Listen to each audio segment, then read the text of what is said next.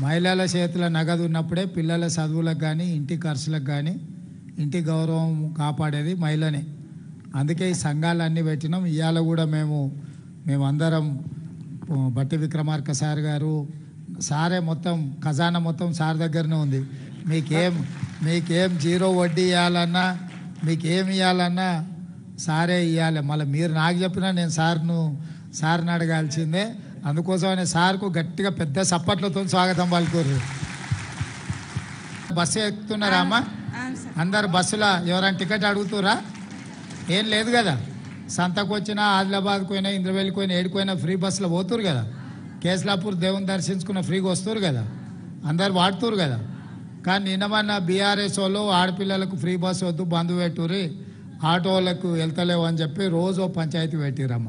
ఏమన్నా కలిస్తే అడుగుని ఆడబిడ్డలకు ఫ్రీ బస్సు ఇస్తే వాళ్ళకి ఎందుకంత కడుపు నొప్పి లేస్తుందో ఎందుకంత కష్టం వచ్చిందో చెప్పు. ముఖ్యమంత్రి గారు రేవంత్ రెడ్డి గారు, నేను కాంగ్రెస్ పార్టీ చేసిన తప్పిదాలకు క్షమాపణ చెప్తా ఉన్నాను. తెలంగాణ బిడ్డలను కాంగ్రెస్ పార్టీ పొట్టన పెట్టుకుంది, ఆ కుటుంబాలన్నిటి కూడా క్షమాపణ చెప్తా ఉన్నారని కోరినారు. మంచిదే, మంచి పరిణామం. ఇప్పటికన్నా తప్పులు తెలుసుకుంటా ఉన్నారు కాంగ్రెస్ పార్టీ వాళ్ళు. మరి అదే రీతిన మలిదశ తెలంగాణ ఉద్యమంలో బలైపోయినటువంటి అమరవీరులందరికీ కూడా ముఖ్యమంత్రి గారు క్షమాపణ చెప్పాలని ఈ సందర్భంగా నేను డిమాండ్ చేస్తూ ఉన్నాను. మీరు నెక్స్ట్ కార్యక్రమం తీసుకున్నప్పుడు తెలంగాణ రాష్ట్రానికి సంబంధించి ఏ కార్యక్రమం తీసుకున్నా అమరవీరులకు క్షమాపణ చెప్పడంతో మొదలు పెట్టాలని చెప్పి నేను డిమాండ్ చేస్తూ ఉన్నాను. అదేవిధంగా నిన్న గౌరవ ముఖ్యమంత్రి గారు అనేకమైనటువంటి విమర్శలు మాట్లాడుతూ ఒక మాట అన్నారు. రాబోయే రోజులలో ప్రభుత్వం పరంగా ఏదైతే 500 రూపాయలు గ్యాస్ సిలిండర్ మాఫీ చేస్తామని చెప్పినామో ప్రభుత్వ పరంగా ఆ కార్యక్రమాన్ని పెట్టుకుంటాం. లక్షలాది మంది మహిళలతో ఆ కార్యక్రమాన్ని ప్రభుత్వ పరంగా ఏర్పాటు చేస్తాం. దానికి ప్రియాంక గాంధీ గారిని పిలుస్తామని చెప్పడం జరిగింది. ఇవాళ ముఖ్యమంత్రి గారిని నేను సూటిగా ప్రశ్నిస్తా ఉన్నాను. ప్రియాంక గాంధీ గారిని ఏ హోదాలో మీరు పిలుస్తా ఉన్నారు? ఆమె కనీసం దేశంలో ఇంతవరకు ఏ ఒక్క గ్రామం నుండన్నా సర్పంచ్గానన్నా గెలిచిందా?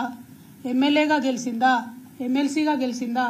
పోనీ మన రాష్ట్రంలో ఇప్పుడు ఏదన్నా ప్రోటోకాల్లో ఉన్నదా ఆమె?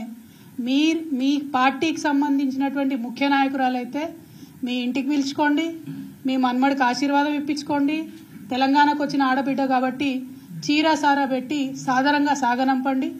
కానీ ప్రభుత్వ కార్యక్రమాలకు ప్రియాంక గాంధీ గారిని పిలుస్తామంటే తప్పకుండా నల్ల బుగ్గలు ఎగిరేసి ఆ రోజు ప్రొటెస్ట్ చేస్తామని ఈ సందర్భంగా మేము ముఖ్యమంత్రి గారికి హెచ్చరిక చేస్తూ ఉన్నాం.